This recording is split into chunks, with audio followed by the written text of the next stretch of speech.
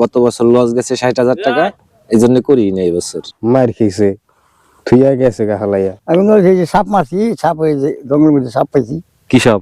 ওই ভাইরাস সাপ। Russell viper. হ্যাঁ, রাসেল ভাইরাস। দর্শক সবাইকে শুভেচ্ছা জানাচ্ছি পালেরচর জাজিরা শরীয়তপুর থেকে। অনেকদিন পরে পালেরচর আসলাম। আজ ভীষণ শীত।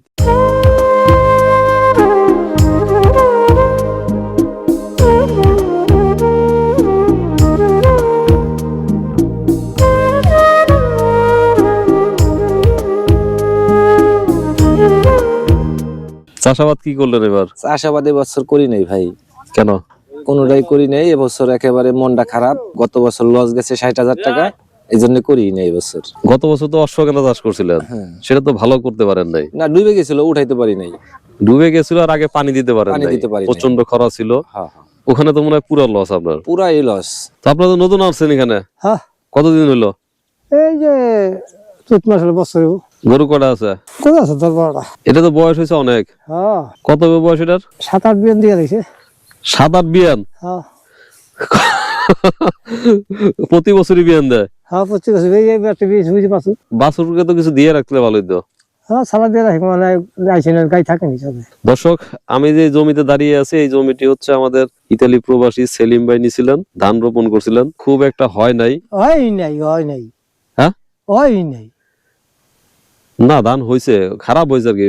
হ্যাঁ, হয় নাই একদম সেটা বলা যাবে না। ধান উঠানোর পরে এখানে সরিষা রোপণ করা হয়েছিল, সরিষাও খুব একটা ভালো হয় নাই, এদিকে একদমই হয় নাই।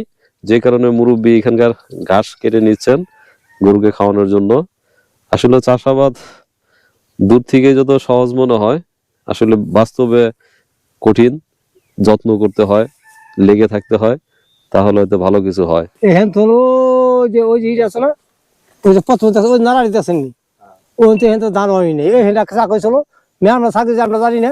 হাই উপর দিয়ে ধান হয় নাই, ওই নিচ দিয়ে কিছু ভালো ধান হয়েছিল। হ্যাঁ, ওই নিজে হয়েছিল, ওই যে কাটতে নিছে বড় নাঙ্গল দিয়া, বড় নাঙ্গল কাটতে করে ধান নিতে। কে বড় লাঙ্গল দিয়ে তো পৃথিবীর সব দেশে কাটে, হ্যাঁ, এখানে কাটলে সমস্যা কি?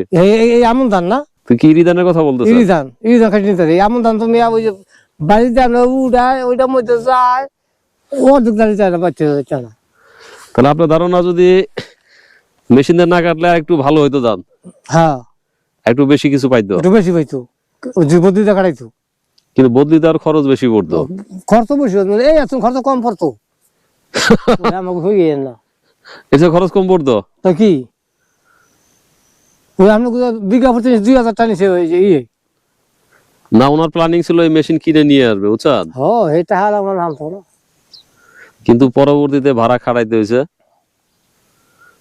2,000 টাকা বিঘা, এরপর ধান পাই নাই, কিছু পাই নাই, আর টাকা করে নষ্ট করছে। মুরব্বী আছেন কেমন? ভালোই আছে আল্লাহ দিলে। তো শাক তো খুব দামি জিনিস, এখন কত করে কেজি যায়?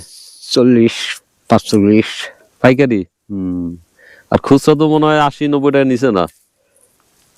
এত বেছে না, 60-70 টাকা বেচতারে। তো যেভাবে শাক নিচ্ছেন এখানে আসতে তো ভয় লাগে, সাপের ভয় নাই এখানে? আছে না, সাপ কি না থাকে জঙ্গলে থাকি। তারপর রিস্ক নিয়ে কাজ করতেছেন। এগুলো কি পরে গরুরে খাওয়াই ফেলবেন? আর এদিকে তো আমি অনেকদিন পরে আসলাম, অনেক বাড়ি ঘর হয়ে গেছে। আগে তো বাড়ি আসলো না, আগে বাড়ি আসলো খালি একটা ঘর আসলো। আপনারা কবে আসছেন? গেছে বাসার আগে। আগে বাড়ি কোন জায়গায় ছিল? আগে বাড়ি আসলো সকরান বিল, আইলাম বালির ট্যাক তো আবার হ্যাঁ আইলাম, ভাইয়া গেছে হ্যাঁ তো আবার হ্যাঁ আইছি। গরু আছে কটা?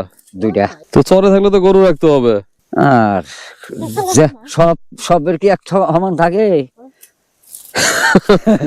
না, চরে থাকলে সমান। চরে তো সবচেয়ে বেশি লাভ হচ্ছে গরু। গরু তো লাভ আছে, টাকা থেকে পালতালে লাভ আছে, সব জিনিস যে কোনো জিনিসই গেস্টের করে লাভ নেই, আছে সবটাই। এখন এগুলো বিক্রি করেন কোথায়? মাওয়া নিয়া। মাওয়া কাটে যান? তাহলে এখন পাচ্ছেন 40 টাকা কেজি? 40-45। 40-45। তো দুইজনে যদি সারাদিন উঠান কয় কেজি উঠাইতে পারেন? বেশ 5 পারি 25 কেজি 25 কেজির দাম হচ্ছে 1250 টাকা। তো আপনাদের দুজনের রোজের টাকাই আসে না? ওই তো আবার এই যে বেচা বিয়া নাই অফরছি। সকালে বেচতে গেছিলেন, বেচে আবার এখন আসছেন যে আবার কাটতেছেন, আবার কালকে বিক্রি করবেন। খুব ভালো, আসলে নিজের কাজ নিজে করেন তো এই জন্য মনে হয় যে নগদ কিছু আসতেছে, কিন্তু দুইজনের যে পরিশ্রম সেই পরিশ্রমের অনুযায়ী কিন্তু টাকা পাওয়া যায় না। না, ওই যে এই মানুষ দা কাটাই নিলে তো পড়তেই হয় না। কি অবস্থা ভাই, কেমন আছেন? ভালো। সারা বছর সবচেয়ে বেশি মাঠে থাকেন আপনি গরু নিয়ে, হ্যাঁ কিন্তু গরুর অবস্থা তো ভালো না।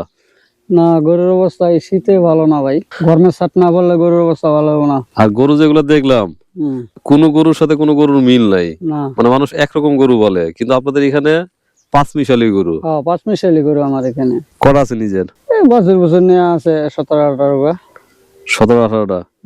তো যে কারণে সারা দিন এই গরুর পিছনে থাকেন। হ্যাঁ এই কারণেই থাকতে হয় সারাদিন গরুর পিছনে। মানে সবাই থাকে, কিন্তু আমি যতদিন আপনার দেখছি কোনোদিন আমি গরু ছাড়া আপনার কোথাও দেখি নাই, মানে যতদিন দেখা হয়েছে। আমার গরু থেকে আমি গুণ আনা যায় না তো। বুঝলাম ভাই। জি ভাই বলে। কি অবস্থা? ভালো আছেন ভাই? আলহামদুলিল্লাহ। তো এই ক্ষেত্রে আপনারা বুনছেন হ্যাঁ। কয় বিঘা এখানে? না আছে 14-15 বিঘা আছে। একটা না? এগুলো কি কালিজিরা? এটি কালিজিরা বলছি। এবার একটু বলেন, আমি আর আপনি তো আসছিলাম, তো বেশ কিছু জায়গা দেখলাম কিন্তু এবার ফাঁকা আছে, গতবার কিন্তু কোনো জায়গা ফাঁকা ছিল না। না এই বছর ফাঁকা আছে। অনেকে মনে করেন যে আয়ালুডি করছিল সামনে বার হয় নাই, কা মার খেয়েছে থুইয়া গেছে গা হালাইয়া। মানে গতবার যারা চাষ করছিল এর মধ্যে অনেকে আছে ভালো করতে পারে নাই, হ্যাঁ তো যে কারণে চলে গেছে, সেই কারণে অনেক জমি এবার ফাঁকা আছে। হ্যাঁ এটাই মেন কারণ আর কি। কিন্তু অনেকে মনে করে শুধু আমি খারাপ করছি, আসলে গতবার অনেক ভালো চাষি যারা আছে তারাও খারাপ করছে, তারাও ফেল করছে। মানে নতুন যারা আছে তারা খারাপ যেমন করছে, আবার এখানকার যারা ভালো চাষি আছে তারাও কিন্তু খারাপ করছে, শুধু আমি খারাপ করি নাই। এখন ধর এই যে সাপ মারছি, সাপ ওই যে জঙ্গলের মধ্যে সাপ পাইছি, কি সাপ? ওই ভাইরাস সাপ। Russell viper? হ্যাঁ রাসেল ভাইরাস।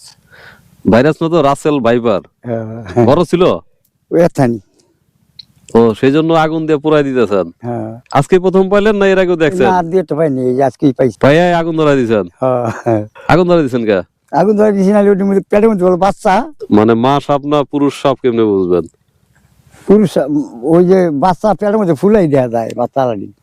রাসেল ভাইপারের পেট কিন্তু এমনি ফোলা, পেট ফুলা, কিন্তু খুব শান্ত স্বভাবের, কিন্তু কামড় দিলে উপায় নাই। লাভ দা কামড় দেয় হালার ফোটা। না লাভ দেয় না। লাভ দেয় বলে মাথায় লাভ না দেয়। না না লাভ দেয় না।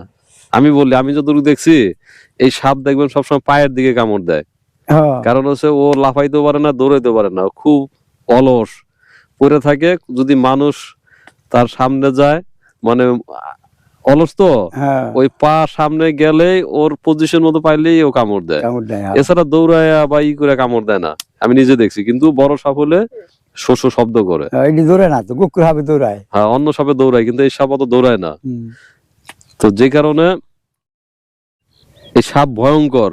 কিছু মানুষ আছে না, নিরিবিলি থাকে, ঠান্ডা থাকে, কিন্তু যদি একবার সবল দেয় সেই মানুষ কিন্তু খুব ভয়ঙ্কর হয়। রাসেল ভাইপার ঠিক সেরকম একটা সাপ।